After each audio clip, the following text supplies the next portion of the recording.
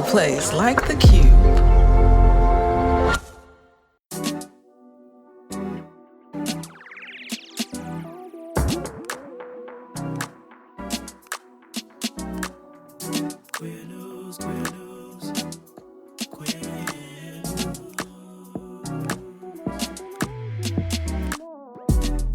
Family, it's your favorite queer radio personality, Anna DeShawn, and this is Queer News, your favorite weekly news pod where race and sexuality meet politics, culture, and entertainment. Family, do you have a local news story not getting enough amplification? A queer organization other folks should know about? Do you have a song coming out that you want people to hear? Send in a queer news tip. I love hearing about it. The people love hearing about it, but you got to tell me about it. So if you got a queer news tip, a link to submit is in the show notes and we'll put it on the show. Let's go. QCrew, thank you for your continued commitment to helping to sustain this podcast. Truly, thank you. QCrew, you helped to cover the cost of our editor, Ryan, who I quite literally couldn't do this podcast without. So if you believe in the work we do, if you believe LGBTQ stories need to be amplified, if you love and respect how I report on the news and tell our stories, join the QCrew. A link is in the show notes. Now for the news. In politics, we've got a win to celebrate for our trans siblings serving in the military. We also have to discuss this horrible ruling out of the UK when it comes to trans rights. In culture and entertainment, new reality stars Jay and Pamela are raking up the fans for their new show on TLC. Laverne Cox's Clean Slate gets canceled. And the LA Sparks of the WNBA made a big announcement about Candace Parker. Let's get into it. In politics, we've got some good news, okay? Good news. I said it and I mean it. Coming out of the Ninth Circuit in response to Trump's executive order banning trans folks from enlisting or serving in the military. Judge Ana Reyes said, its language is unabashedly demeaning, its policy stigmatizes transgender persons as inherently unfit, and its conclusions bear no relation to fact. She went on to say, indeed, the cruel irony is that thousands of transgender service members have sacrificed, some risking their lives, to ensure for others the very equal protection rights the military ban seeks to deny them. I mean, did she have to say anything else? She said a whole word, maybe two, okay? And with this ruling, the Ninth Circuit has denied the Department of Defense's motion to put a hold on the preliminary injunction that's been blocking the very transphobic ban. What does that actually mean? In pure English, it means that for now, trans folks who are already serving can keep serving, and qualified trans folks can still try to enlist. The nationwide block that was put in place by the Schilling versus Trump case is staying put while all the legal proceedings continue. The Human Rights Campaign Foundation and Lambda Legal issued a statement. They said, the court's denial today recognized that the government is not harmed when transgender service members who meet the same standards as their peers are able to serve. To the contrary, the military is harmed when discriminatory policies exclude qualified people from service simply because of who they are. Amen to that. It's about qualifications. It's about dedication. It's about serving your country. It has absolutely nothing to do with someone's gender identity. And family, you've heard me talk about this before over and over on this podcast. We live in a country with a volunteer military service where the enrollment rates have continually go down year after year.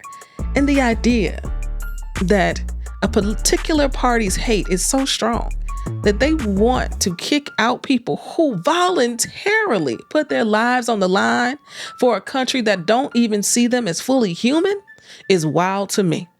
Okay. And if you don't even know how we got here, let me just remind you, right? Back in February, Lambda Legal and the Human Rights Campaign Foundation filed a lawsuit challenging the constitutionality of Trump's executive order. Now, they are representing 7 trans folks currently serving, someone who wants to enlist, and the Gender Justice League. Now, in March, they won the initial victory, the preliminary injunction that stopped the ban from being enforced, and now the Ninth Circuit, the Circuit of Appeals, is backing that up. Now, this is an important moment, okay? It says that discrimination isn't going to fly, at least without some type of fight. And honestly, it acknowledges that trans folks are already serving our country with honor and distinction. Now, y'all already know this fight is still ongoing, okay? And we're going to keep following the details, but this is a win. This decision from the Ninth Circuit is significant, and it's in the right direction. It's a win for fairness. It's a win for equality. And honestly, it's just common sense. So thank you, the Ninth Circuit. And of course, family, we're going to keep following the case, okay?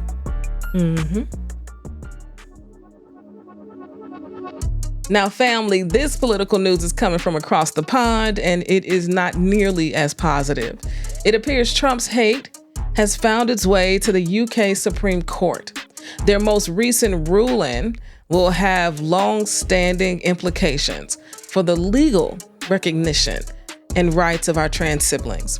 In a unanimous, and I say unanimous, family, 5-0 decision in the case For Women Scotland versus the Scottish ministers, the court determined that the legal definitions of man and woman are intrinsically tied to biological sex as assigned at birth. This is ridiculously disappointing. And it's sad, to be honest, you know? This ruling arose from a challenge brought by 4 Women of Scotland, and they are, of course, an anti-trans advocacy group, specifically contesting, now hear me when I say this, the inclusion of trans women holding gender recognition certificates within the legal definition of women for the purposes of gender equity quotas on public boards in Scotland. Yeah. Did you hear that? Public boards. All of this started because a group of anti-trans women didn't want trans women on public boards. Now, I didn't know what a gender recognition certificate was. We don't have that language here in the US, so I had to look it up, okay? So a gender recognition certificate is a legal document that provides official recognition of a person's gender identity, allowing them to have their affirmed gender legally recognized in many areas like birth certificates, marriage certificates, death certificates. Y'all know how this goes. Now, with this ruling, regardless of whether a trans person has this gender recognition certificate, it's basically null and void at this point. That's what this ruling has done. Because at this point, as far as they're concerned, a transgender woman will be legally classified as male. A transgender male will be classified as female. And non-binary individuals, you'll be legally recognized according to their birth assigned sex. Legal researcher Jessel Thompson, writing for Queer AF, said this: "There's no easy way to put it. This decision is terrible for trans people. I have no doubt it'll be used as a rallying point for even further attacks on our rights." Jess went on to say, "We're yet to see how all of this will play out in practice, but it seems clear that this won't just hurt the trans community." And this is what we know to be true, right? These laws don't just hurt trans folks. They hurt absolutely everybody. Because please know, if they go for trans people, they coming for you next. Nobody is safe. Unless you're a white, cis male, married, with children, white picket fence maybe, want to add a dog or a cat. Two, okay, they have 1 dog and 1 cat. Got it. Advocacy group Scottish Trans expressed their shock and disappointment in an Instagram post, stating that the ruling undermines the fundamental purpose of the Gender Recognition Act and contradicts 2 decades of equality law in the UK.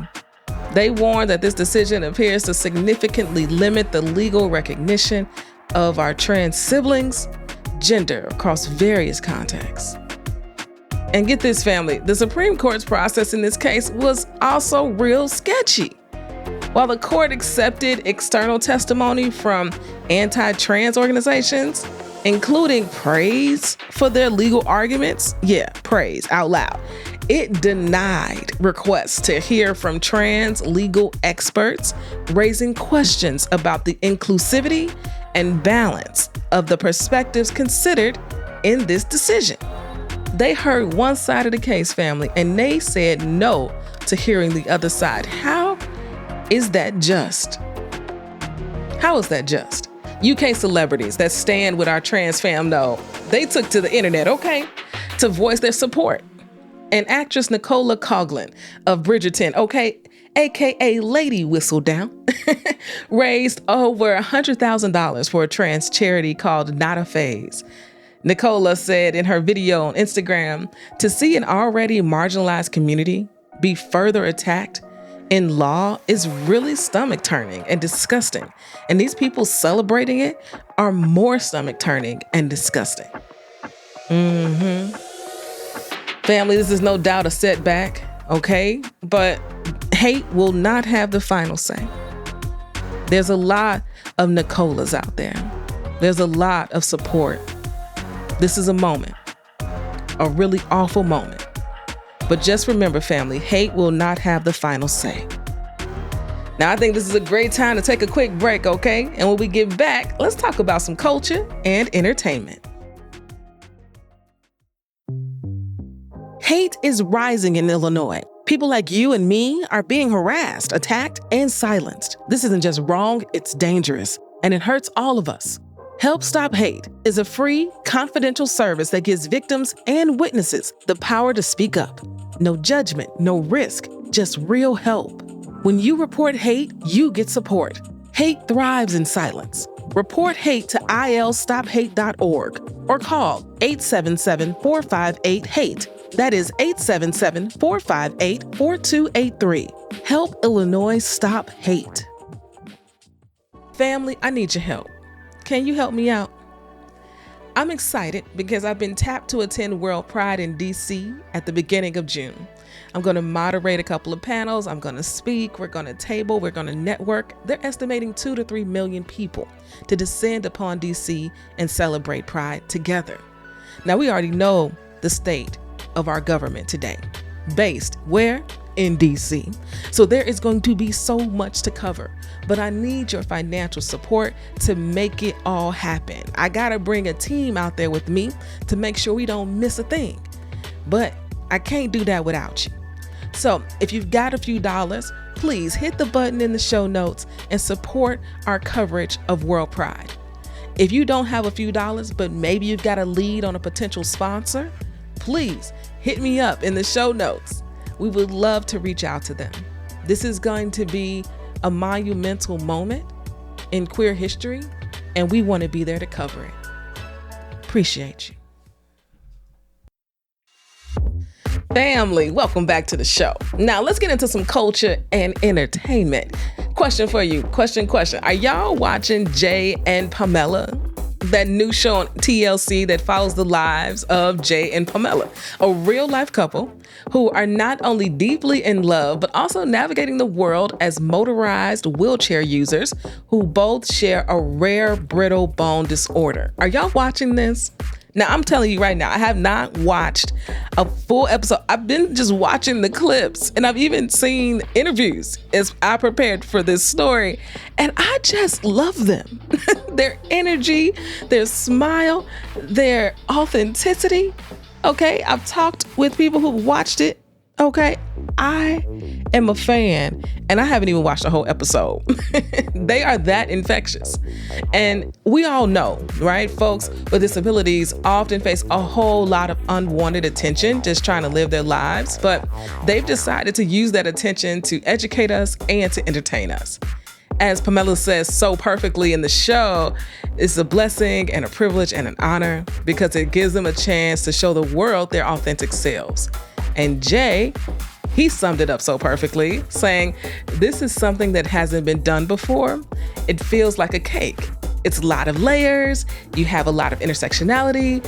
So it wasn't something that we could just pass up. We were like, if not us, then who? Okay, I love that attitude. This is why I love them. I don't even know them. And did I mention that Jay is trans too? And they openly discuss this on the show. I mean, this show literally has everything. I saw this clip. Jay was talking about wearing his strap, going to the bathroom, it followed in the toilet. I mean, what? This show has everything. And during the show, we are following their story as they plan their wedding and move out of Jay's parents' basement, all while laughing and honestly dispelling myths about disability and relationships. And can we also just talk about how they are also people of color?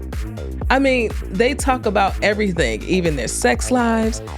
I mean, they are intentionally and purposefully tackling important conversations about marriage equality for disabled people and challenging those outdated stigmas. This show isn't just entertaining.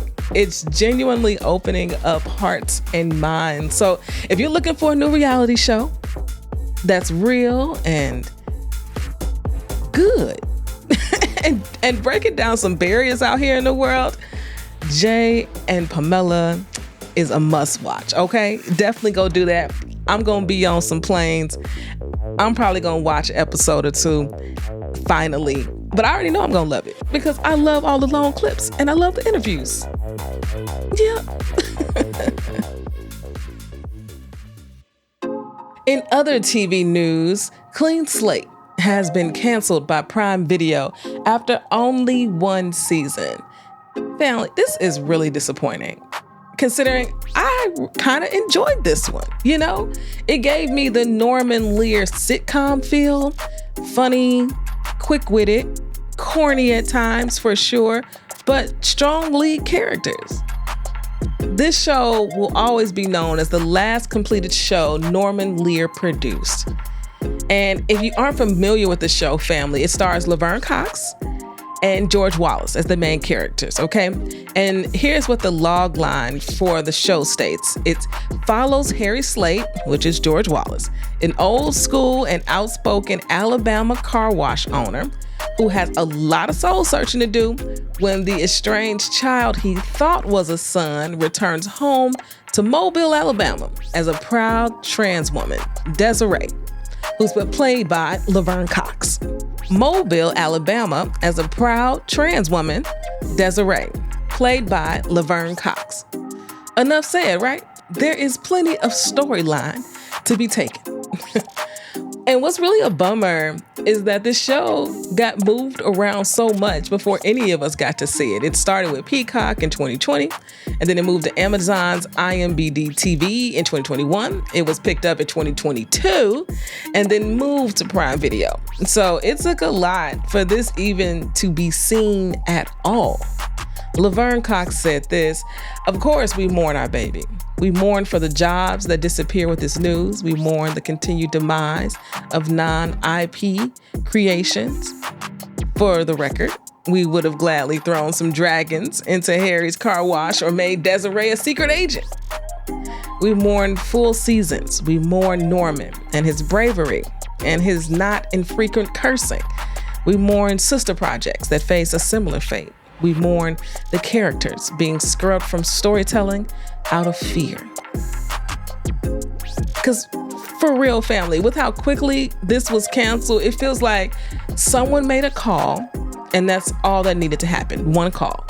The show just dropped in February. It's April 20th. They didn't even give it a chance. Give it a real shot, which I think really freaking sucks.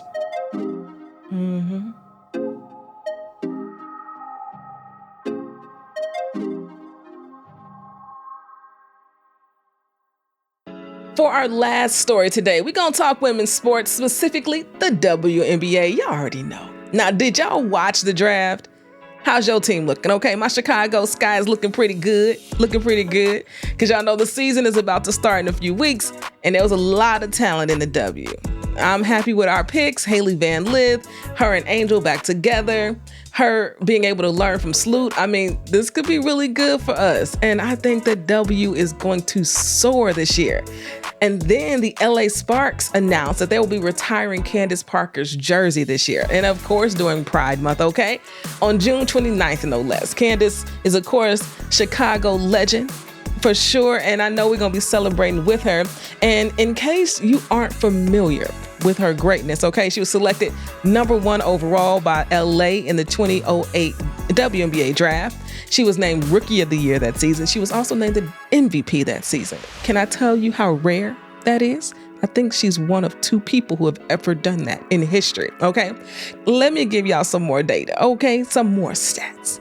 As it relates to the Sparks franchise history, she's number 1 in assists.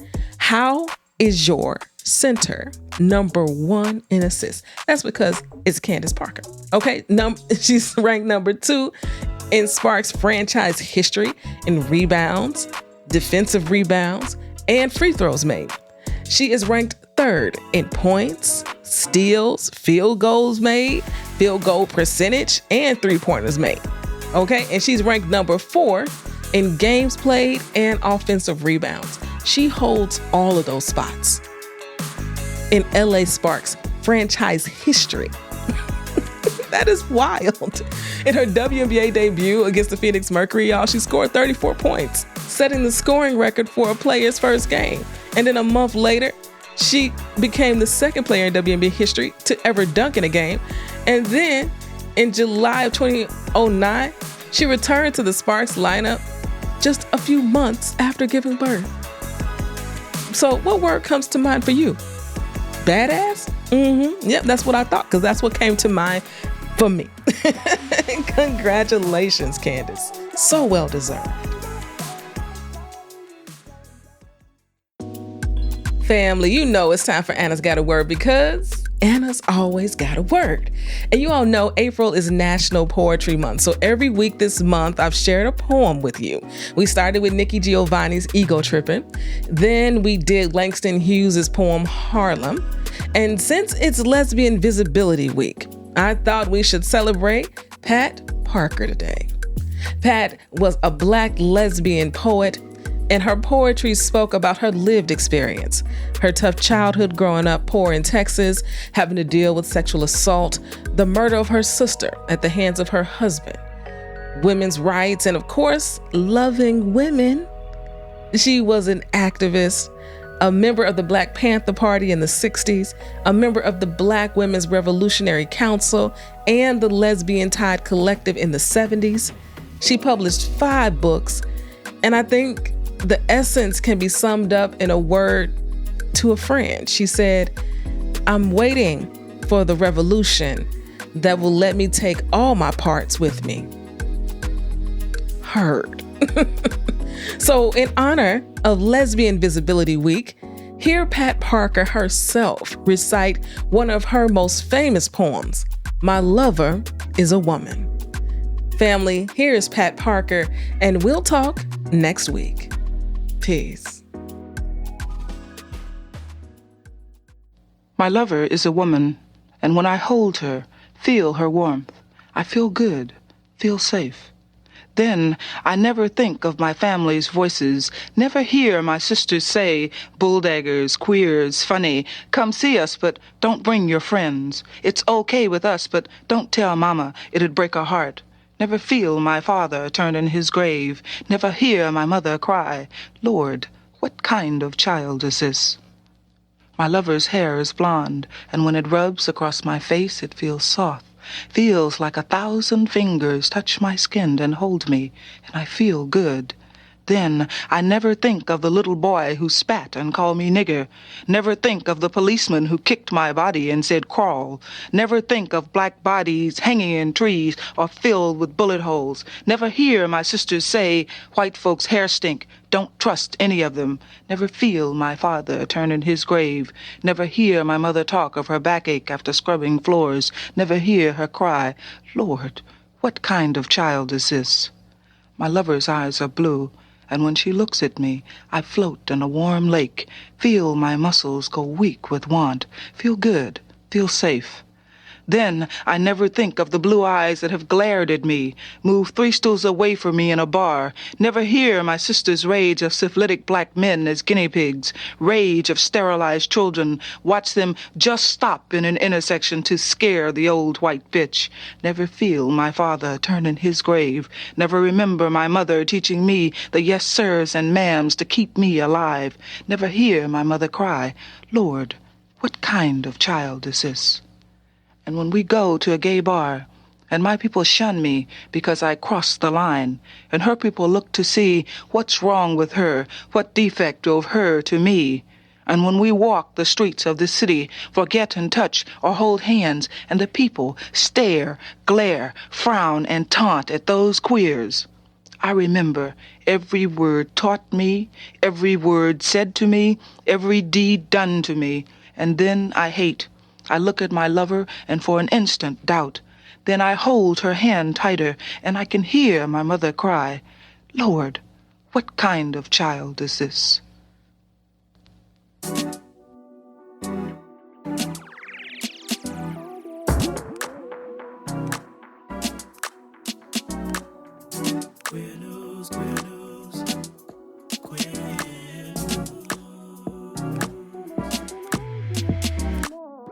If you've enjoyed what you heard, rate and review us inside your favorite podcasting app.